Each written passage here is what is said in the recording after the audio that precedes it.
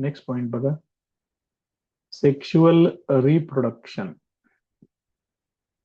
Sexual reproduction always occurs with the help of two germ cells. दोन germ cells असतात त्याच्यात. हे germ cells एक फिमेल गॅमेट आणि दुसरं मेल गॅमेट असे हे दोन जर्म सेल्स आहेत.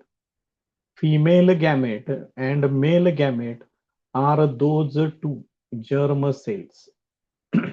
आणि हे दोन जर्म सेल्स कंबाईन होतात. प्रोसिजर लक्षात घ्या व्यवस्थित. सो सेक्शुअल रिप्रोडक्शन साठी दोन जर्म सेल्स लागतील. एक फिमेल जर्म सेल त्याला फिमेल गॅमेट असं म्हणतात आणि जे मेल जर्म सेल आहे त्याला मेल गॅमेट असं म्हणतात. Two main processes occur in the sexual reproduction. दोन महत्वाच्या गोष्टी सांगितलेल्या आहेत. त्याच्यातल्या दोन प्रोसेसेस आहेत. पहिला आहे गॅमेट फॉर्मेशन आणि दुसरी स्टेप आहे फर्टिलायझेशन. पहिल्यांदा ही नावं लक्षात ठेवा. गॅमेट फॉर्मेशन बघा. Gametes are formed by meiosis. Important. Gametes meiosis या प्रोसेसनं तयार होतात. गॅमेट्स मध्ये फिमेल गॅमेट मेल गॅमेट आता सांगितलेले आहेत कोणकोणते गॅमेट्स आहेत ते. In meiosis chromosome number is reduced to half. म्हणजे सुरुवातीला 2n असतो क्रोमोसोम नंबर, म्हणजे त्याला डायप्लॉइड म्हणतात. त्याचं हॅप्लॉइड गॅमेट्स मध्ये कन्व्हर्शन होतं. 2n चं n इतकं ते हाफ होतं. क्रोमोसोम नंबर रिड्यूस होतो. 2n चा n होतो. Hence haploid gametes are formed. ज्यावेळेला n कंडिशन मध्ये असेल त्यावेळेला ते हॅप्लॉइड असतं. 2n कंडिशन मध्ये असेल त्याला डायप्लॉइड असं म्हणतात.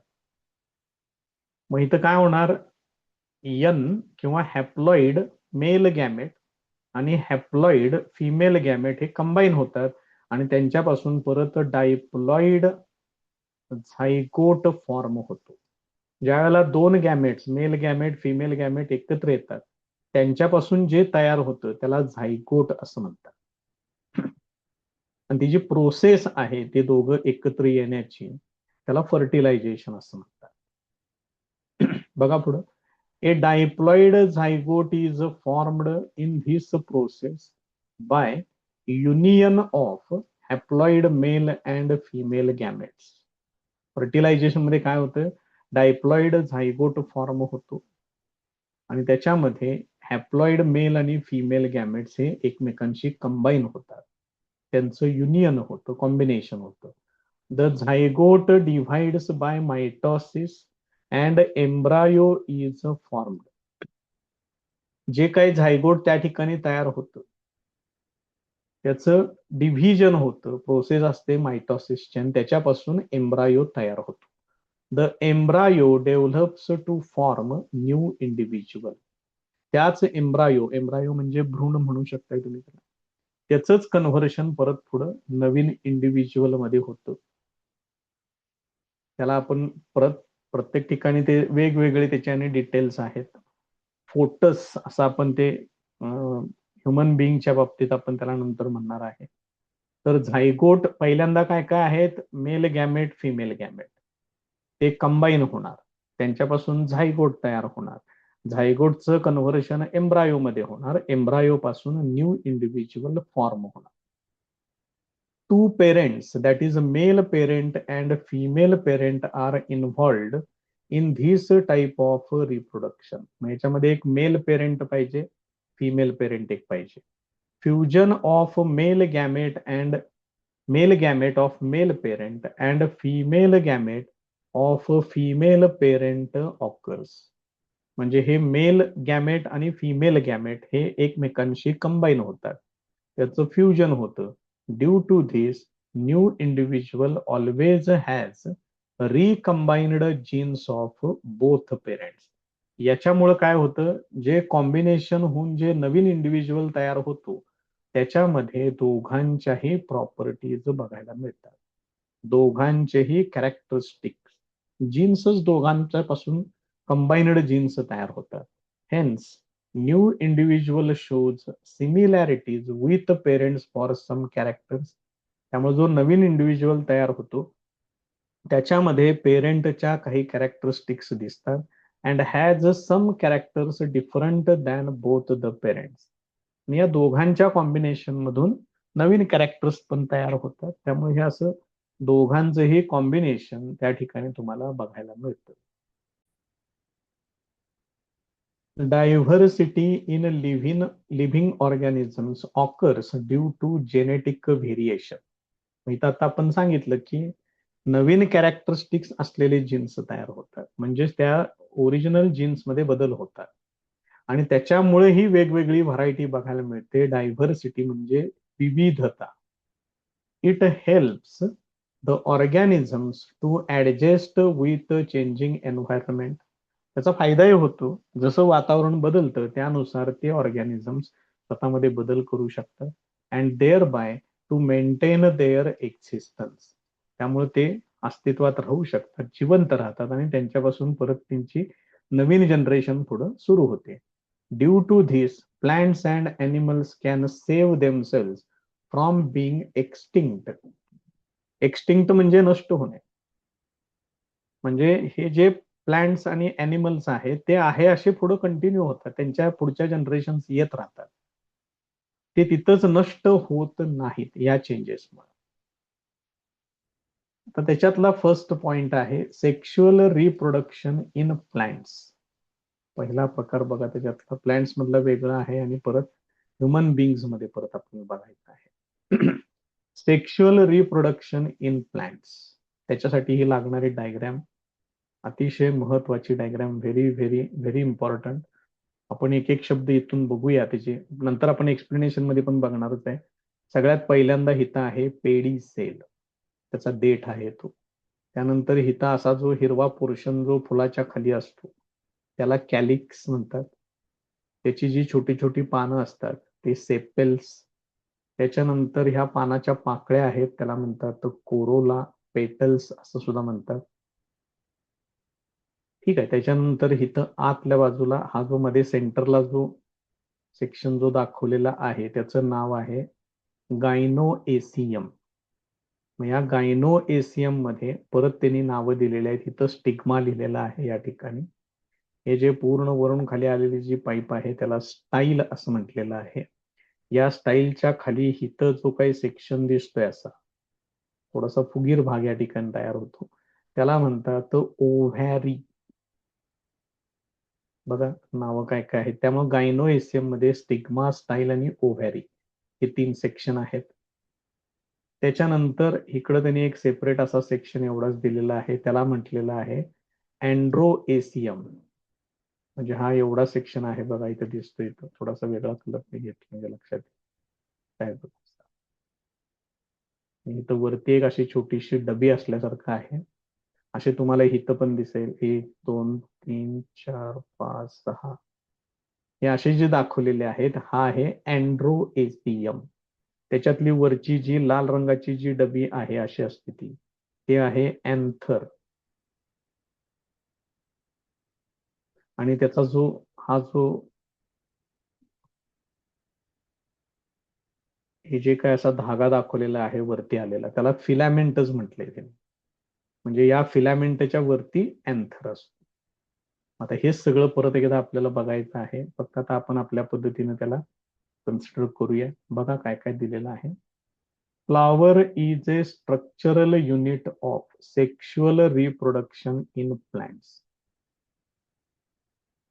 प्लांट्स मध्ये जे काही सेक्शुअल रिप्रोडक्शन होतं ते फ्लावर मध्ये घडतं. त्याचं बेसिक स्ट्रक्चरल युनिट कोण आहे? फ्लावर आहे. It consist of 4 floral whorls. बघा शब्द प्रयोग काय आहे, WHORLS,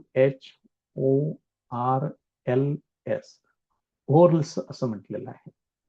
त्याचे 4 त्या फुलांचे त्यांनी भाग केलेले आहेत.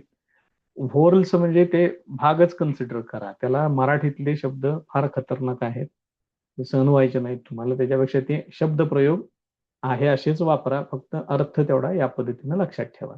काय काय नाव आहेत बघा. कॅलिक्स, कॅलिक्स आपण मगाशी इथं सांगितलेला आहे, हा सेक्शन आहे. त्यानंतर कोरोला, तो इथं आहे.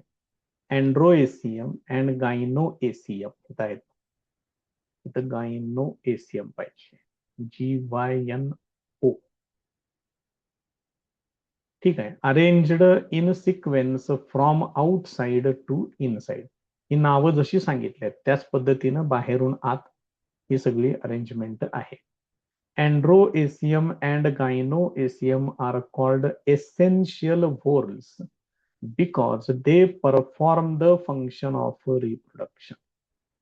तर अँड्रोएसियम आणि गायनोएसियम हे दोन महत्वाचे त्याच्यातले भाग आहेत, कारण रिप्रोडक्शन हेच करतात.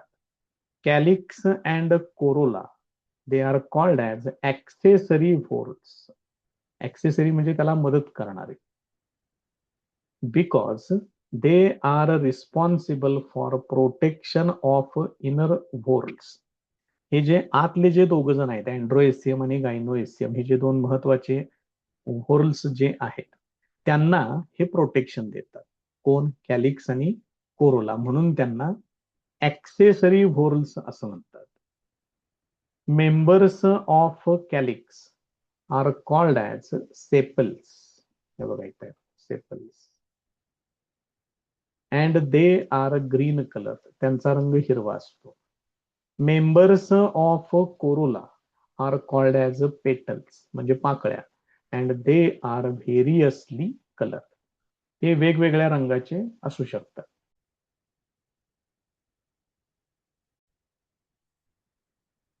नेक्स्ट पॉइंट बघा, त्याच्यामधलं second point. A flower is called as bisexual if both whorls, that is androecium and gynoecium, are present in the same flower.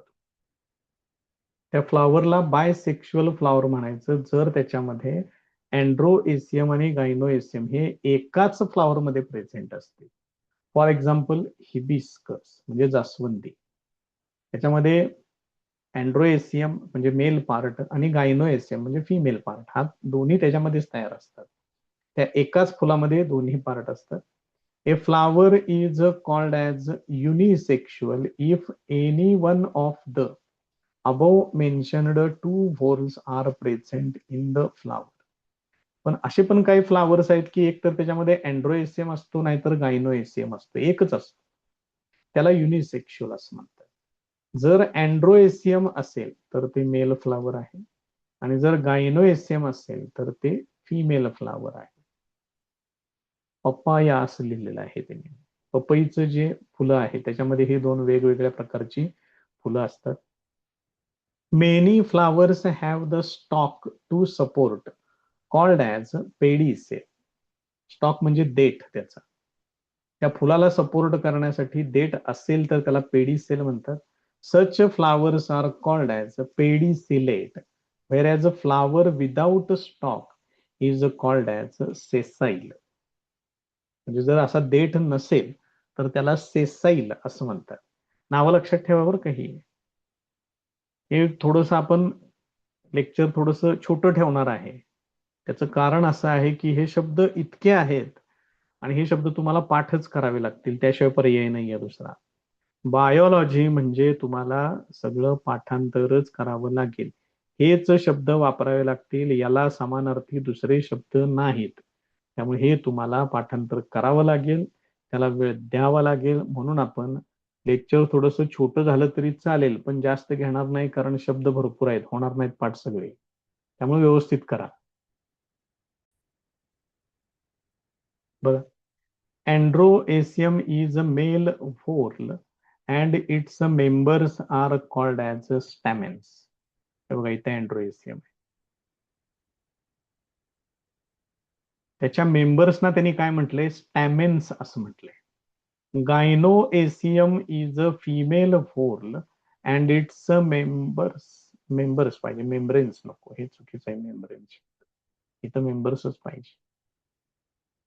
मेम्ब्रेनचा अर्थ वेगळा होतोय. And its members are called as carpels.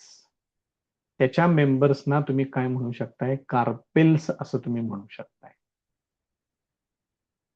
आता जरा बघा काळजीपूर्वक, थोडंसं कॉम्प्लिकेटेड वाटू शकतं इथून पुढचा section. Members of gynoecium are called as carpels. गायनोएसियमच्या मेंबर्सना कार्पेल्स असं म्हणू शकताय. These may be separated or united. हे वेगवेगळे असू शकतात किंवा एकत्र असू शकतात. Ovary is present at the basal end of each carpel. ह्या प्रत्येक कार्पेलच्या बेसला ओव्हॅरी प्रेझेंट असते. हे बघा इथं दाखवले बघा ओव्हॅरी.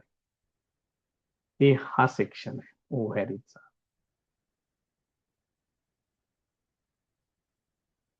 दुसऱ्या कलरनं पण दाखवतोय. इथं ओव्हॅरी आहे. त्याच्या पुढं a hollow style comes up from the ovary. बघा ह्याच्यातून वरतीचे पाईप अशी जी काय आलेली आहे स्ट्रेट, याला काय म्हटलंय? स्टाईल म्हटलंय. आणि ते हॉलो आहे. हॉलो याचा अर्थ आतून पोकळ आहे ते. Stigma is present at the tip of style. He style जिथं संपते, तो जो सेक्शन आहे तिथं स्टिग्मा आहे म्हणून सांगितलंय. स्टिग्मा म्हणतात इथं टॉप मोस्ट पोझिशनला. ओव्हॅरी कंटेन्स वन ऑर मेनी ओव्ह्युल्स. हे जे ओव्हॅरी आहे त्याच्यामध्ये ओव्ह्युल्स असतात. लक्षात ठेवा शब्दप्रयोग. ओव्हॅरीच्या आत ovules. Embryo sac is formed in each ovule by meiosis. या ओव्ह्युलच्या आत एम्ब्रायो सॅक तयार होते. मग बघा पहिल्यांदा आहे ओव्हॅरी. ओव्हॅरीच्या आत ओव्ह्युल. ओव्ह्युलच्या आत एम्ब्रायो सॅक. आणि हे एम्ब्रायो सॅक कोणत्या मेथडनं तयार होतं? मिओसिसनं फॉर्म होतं. Each embryo sac consists of a haploid egg cell and two haploid polar nuclei. हे महत्वाचं वाक्य आहे याच्यातलं. प्रत्येक एम्ब्रायो सॅक मध्ये एक हॅप्लॉइड फॉर्मॅटमध्ये, हॅप्लॉइड म्हणजे क्रोमोसोमची संख्या n असते, हॅप्लॉइड एग सेल असतं आणि त्याच्या व्यतिरिक्त दोन हॅप्लॉइड पोलर न्यूक्लियाय पण असतात. मग परत एकदा बघा, ओव्हॅरी, ओव्हॅरीच्या आत ओव्ह्युल्स, ओव्ह्युलच्या आत एम्ब्रायोसॅक, एम्ब्रायोसॅकच्या आत एक हॅप्लॉइड एक सेल आणि दोन हॅप्लॉइड पोलर न्यूक्लियाय. हे तुम्हाला पाठच करावं लागणार आहे. लक्षातच ठेवायचं आहे, हे अशी परिस्थिती त्या ठिकाणी आहे.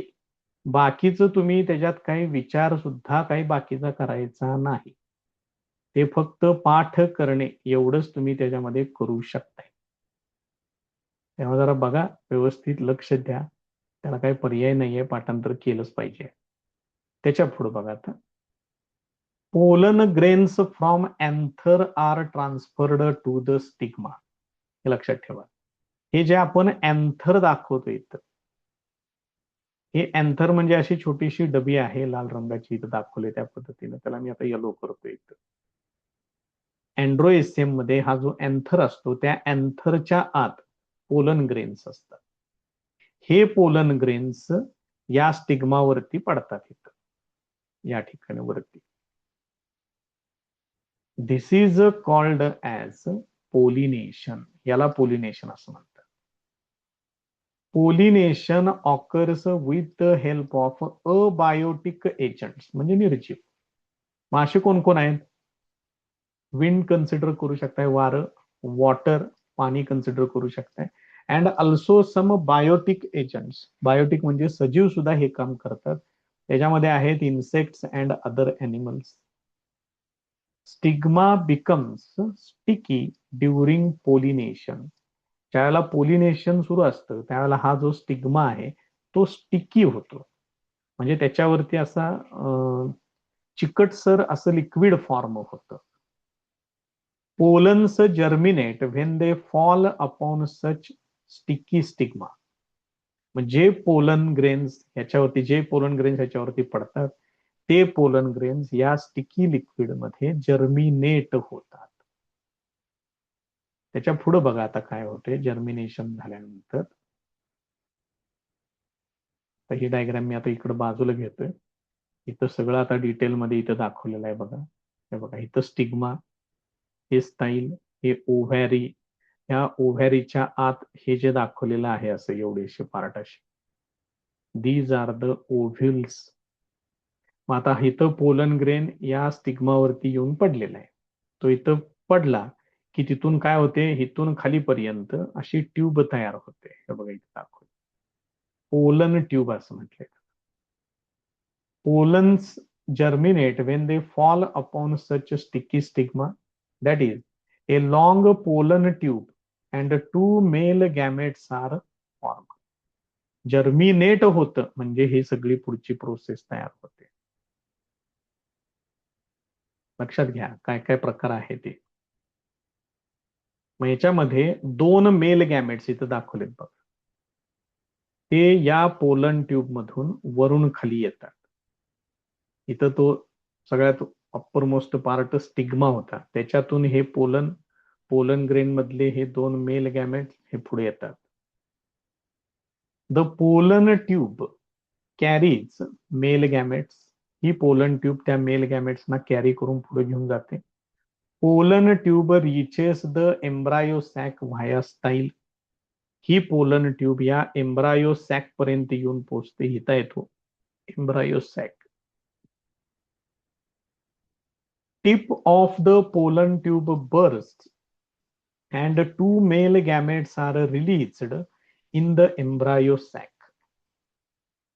मग याच्यामध्ये काय होतं, या एम्ब्रायो सॅकच्या ठिकाणी आल्यानंतर ती पोलन ट्यूब फुटते, त्याचं पुढचं टोक फुटतं, त्याच्यातून दोन मेल गॅमेट्स बाहेर पडतात. ते दोन मेल गॅमेट्स या एम्ब्रायो सॅक मध्ये सोडले जातात. आता या एम्ब्रायो सॅक मध्ये ह्याच्या आत काय असते बघा, ती इथं डायग्राम आहे एवढी मोठी. त्या एम्ब्रायो सॅक मध्ये त्यांनी काय काय सांगितलेलं आहे बघा. इकडल्या बाजूला नावं दिलेली आहेत अँटीपोडल्स, बघा काय काय आहे ते. त्यानंतर इथं लिहिलेलं आहे एग सेल, बघा इथं एग सेल. त्याला सपोर्टिंगला इथं दोन सिनर्जिड्स हे सांगितलेले आहेत. हे एम्ब्रायो सॅक मध्ये असतं आत. Tip of the pollen tube bursts and two male gametes are released in embryo sac. Embryo sac मध्ये हे दोन मेल गॅमेट्स सोडले जातात. One male gamete unites with egg cell to form a zygote. त्या दोन मेल गॅमेट पैकी एक mail gamete या एग सेल बरोबर कंबाईन होतो आणि त्याचं कन्व्हर्शन झायगोट मध्ये होतं. This is fertilisation. याला फर्टिलायझेशन असं म्हणतात. मग सेकंड मेल गॅमेटचं काय होतं ते पण सांगितलंय पुढे. Second mail gamete unites with two polar nuclei. इथं सेंटरला दाखवले बघा टू पोलर न्यूक्लियाय. एक मेल गॅमेट इथं याच्याशी कंबाईन होतो, दुसरा मेल गॅमेट या पोलर न्यूक्लियाशी कंबाईन होतो आणि जो सेकंड पोलर न्यूक्लियाशी कंबाईन होतो त्याच्यापासून एंडोस्पर्म फॉर्म होतो. पहिला मेल गॅमेट जिथं कंबाईन होतो तिथं झायगोट फॉर्म होतो. दुसरा मेल गॅमेट जिथं कंबाईन होतो तिथं एंडोस्पर्म फॉर्म होतं. याच्यामध्ये एकूण मेल गॅमेट्स किती आले, दोन. दोन ठिकाणी त्याचं फर्टिलायझेशन होतं. As two nuclei participate in this process it is called as double fertilization. म्हणून ह्याला डबल फर्टिलायझेशन असं म्हणतात. त्यामुळे हे लक्षात ठेवा व्यवस्थित. Very very very important process. शब्द काळजीपूर्वक लक्षात ठेवा, कशाला काय म्हणायचं ते काळजीपूर्वक वाचा, लक्षात ठेवा. हे पाठच करावं लागेल. ह्याच्यापेक्षा सोप्या भाषेत समजावून सांगा शक्यच नाहीये. आणि मराठी जर तुम्ही वाचलं तर हे सगळं सोडून द्याल. त्याच्यापेक्षा जे आहे बऱ्यापैकी समजण्यासारखं आहे त्या पद्धतीने व्यवस्थित पाठ करा. Ovule develops into seed and ovary into fruit after fertilization. Fertilization झाल्यानंतर ओव्ह्यूलचं कन्व्हर्शन सीड मध्ये होतं आणि ओव्हॅरीचं कन्व्हर्शन फ्रूट मध्ये होतं. Seeds fall upon the ground when fruits break up and they germinate in the soil under favorable conditions. Seeds जे आहेत ते जमिनीवरती पडतात, फळ फुटतं आणि त्याच्यातून ते बिया जमिनीवरती पडतात. त्यानंतर त्या जमिनीमध्ये त्या बिया रुजतात. जर्मिनेट म्हणजे रुजणे. त्यावेळेला योग्य त्या कंडिशन्स त्याला मिळतील, त्यावेळेला त्या जमिनीमध्ये त्या बिया रुजतील. Zygote develops at the cost of food stored in the endosperm. तिथं जे झायगोट तयार झालेलं आहे ते काय करतं, त्या सीड, एंडोस्पर्म ऑफ सीड म्हटले, त्या सीडच्या आतमध्ये जे एंडोस्पर्म असतं, म्हणजे त्या सीडच्या आतमधले जे घटक आहेत ते काय करतं, त्याला फूड म्हणून ते वापरतं आणि ते झायगोट काय करतं, डेव्हलप होतं, त्याची स्वतःची वाढ होते. Thus a new plantlet is formed. आणि त्याच्यापासून एक रोप तयार होतं. This is called as seed germination. याला सीड जर्मिनेशन असं म्हणतात. When pollination involves only one flower or two flowers born on a same plant, it is called as self-pollination. एकाच फ्लावरच्या आत पोलिनेशन होत असेल किंवा एकाच प्लांटवरचे, एकाच झाडावरची दोन फुलं असतील, त्यांच्यामध्ये जर हे पोलिनेशन होणार असेल तर त्याला सेल्फ पोलिनेशन म्हणतात. Whereas if it involves two flowers born on two plants of same species, जात एकच आहे पण झाडं वेगवेगळी आहेत, असं जर त्याच्यामध्ये पोलिनेशन होत असेल, it is non as cross pollination. त्याला क्रॉस पोलिनेशन असं म्हणतात, हे लक्षात ठेवा. नेक्स्ट पॉइंट बघा. Main have x Y sex chromosomes. आता ह्युमन बिंग्स मध्ये आलेलं आहे हे. तर पुरुषांमध्ये एक्स वाय सेक्स क्रोमोसोम्स असतात. Woman have x x sex chromosomes. हे नोटेशन लक्षात ठेवा. मेन मध्ये एक्स वाय, वुमन मध्ये x x. Reproductive system with specific organs develops in the body of men and woman due to these sex chromosomes only. मग ह्या वेगवेगळ्या sex क्रोमोसोम्समुळे पुरुष आणि स्त्रियांच्या मध्ये स्पेसिफिक ऑर्गन्स जे रिप्रोडक्शनसाठी लागतात ते डेव्हलप होतात.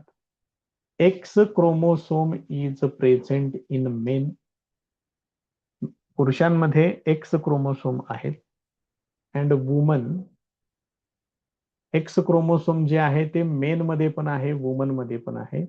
वाय क्रोमोसोम जे आहे it is present in main only. पुरुषांमध्ये फक्त वाय क्रोमोसोम असतं, लक्षात ठेवा. बघा, मेन मध्ये एक्स वाय दोन्ही प्रकार सांगितलेले आहेत. वुमेन मध्ये दोन्ही क्रोमोसोम एक्स टाईपचेच असतात, म्हणजे वाय क्रोमोसोम वुमेन मध्ये नसतं, मेन मध्ये असतं. हे पहिल्यांदा लक्षात ठेवा, इम्पॉर्टंट. त्याच्यानंतर आता दोन्ही प्रकारच्या रिप्रोडक्टिव्ह सिस्टम आपल्याला त्याचा अभ्यास आहे. डायग्राम इम्पॉर्टंट, सगळं एक्सप्लेनेशन इम्पॉर्टंट आहे. असं सगळं डिटेलमध्ये एक्सप्लेनेशन तुम्हाला परत 12वी मध्ये पण लागेल, बायोलॉजी मध्ये. त्यामुळे हे आत्ताच व्यवस्थित करून ठेवा, पुढे जर बायोलॉजी ठेवलं तर त्याचा उपयोग नक्की होईल. पहिला सेक्शन त्याच्यातला आहे ह्युमन मेल रिप्रोडक्टिव्ह सिस्टम. तर मेल रिप्रोडक्टिव्ह सिस्टम मध्ये काय काय आहे ते बघा. बरीचशी नावं त्यांनी पुस्तका इथं डायग्राम मध्ये दाखवलेली नाही आहेत, काही नावं अशीच डायरेक्ट दिलेली आहे.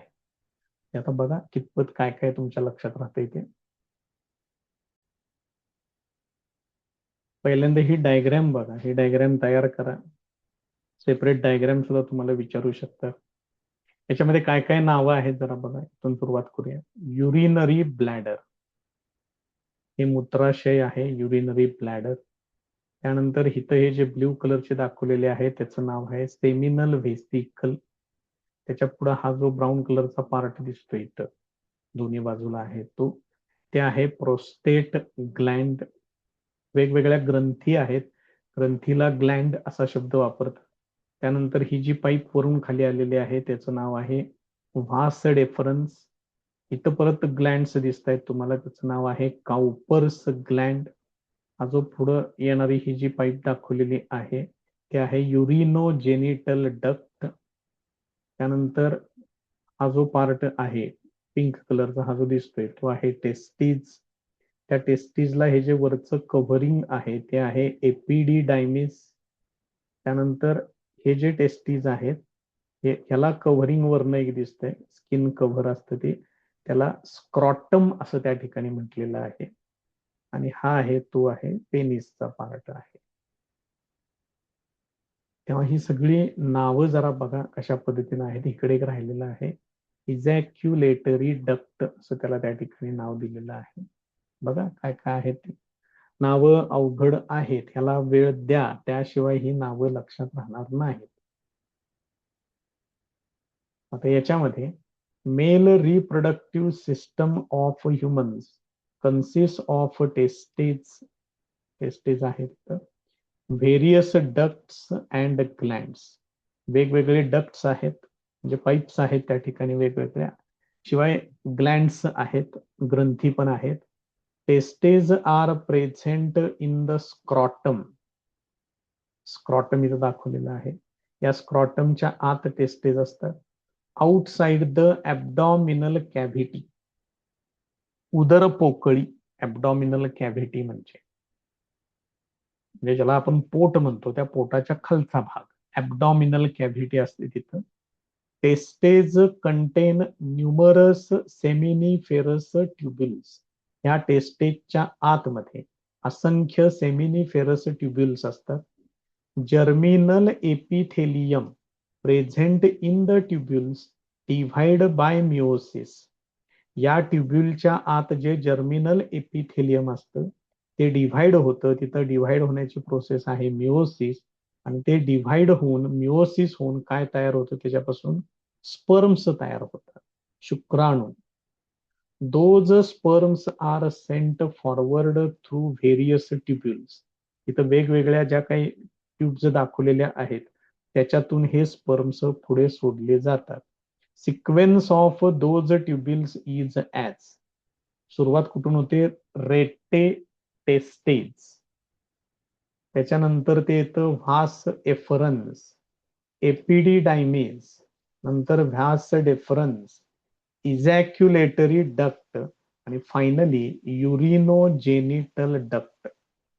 असा त्याचा सिक्वेन्स सांगितलेला आहे.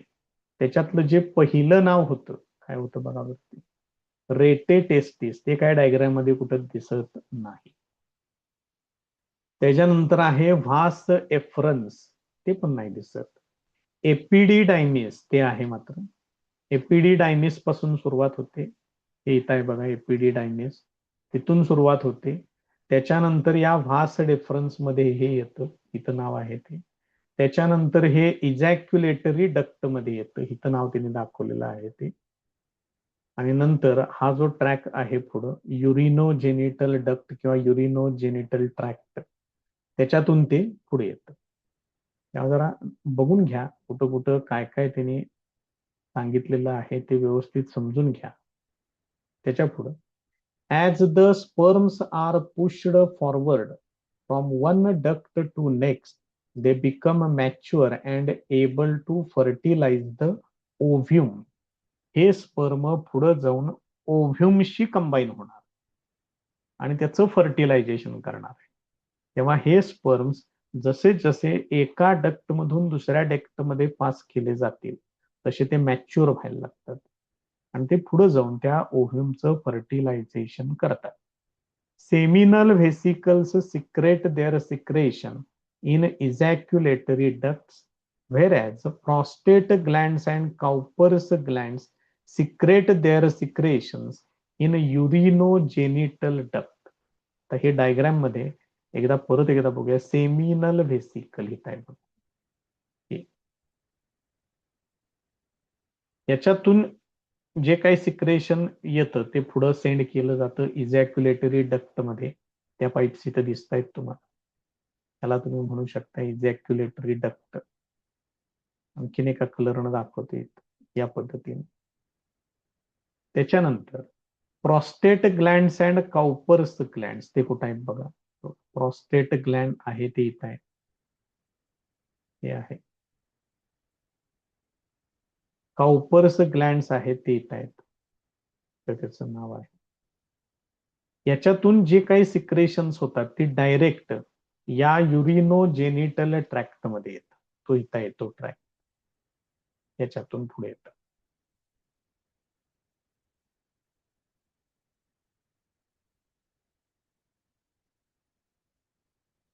Semen is formed of sperms.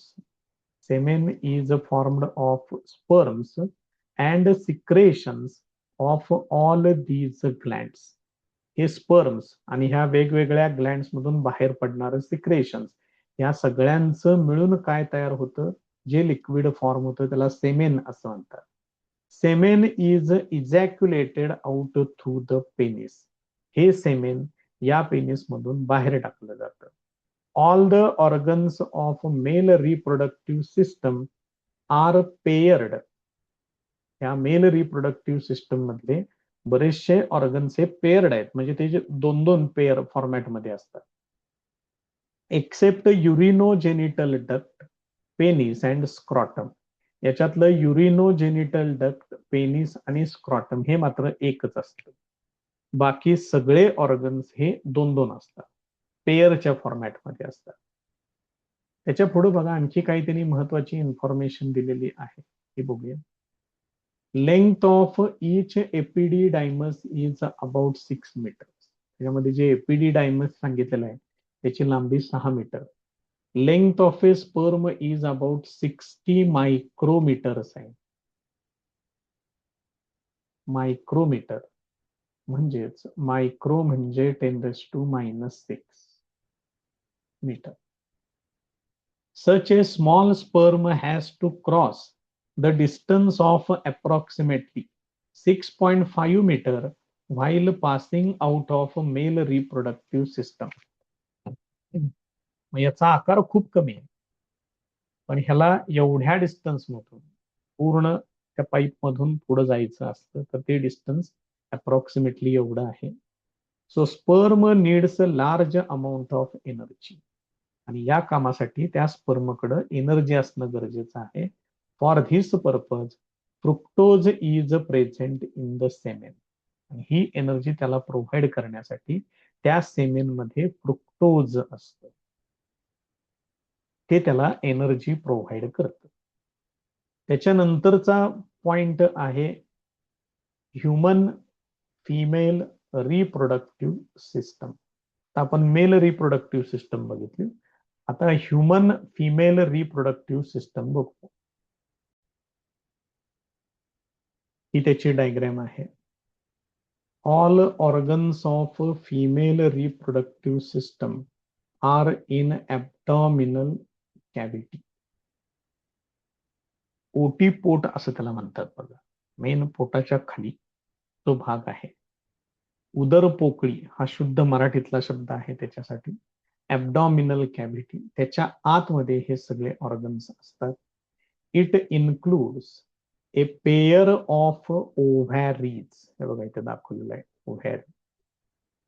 तर इकडे एक आहे, तसंच इकडे एक आहे. A pair of oviducts. बघा इकडून इकडं आलेली ही पाईप, तसंच इकडून इकडं आलेली ही पाईप. ओव्हिडक्ट. सिंगल युटेरस, हा सिंगल युटेरसचा पार्ट आहे, तर नाव आहे ते. अँड ए व्हॅजिना, तो पार्ट इथं आहे. Besides, a pair of bulbourethral gland is also present. ते काही त्या डायग्राम मध्ये दाखवलेलं नाहीये. Generally, every month an ovum is released in abdominal cavity alternately from each ovary. या प्रत्येक ओव्हॅरी मधून प्रत्येक महिन्याला एक ओव्ह्यूम रिलीज केलं जातं. ते सुद्धा अल्टरनेटली बरं का, म्हणजे एका महिन्यात इकडून या ओव्हॅरी मधून ओव्ह्यूम बाहेर टाकला जाईल, दुसऱ्या महिन्यात या ओव्हॅरी मधून ओव्ह्यूम बाहेर टाकला जाईल. अल्टरनेट असतं. Free end of oviduct is funnel like. इथं जर तुम्ही बघितलं, हा जो पोर्शन आहे इथला एवढाच, मला जरा वेगळा कलर इथं असा आहे बघा, एवढाच बघा. तो आता तुम्हाला नेमकं कुठल्या कलर मध्ये काढल्यानंतर दिसणार आहे ते बघा. तो हा जो पार्ट आहे साधारण असा आहे आकार त्याचा, त्या पद्धतीनं. तर हा आकार त्यांनी कसा सांगितलाय, फनेल लाईक सांगितलेला आहे.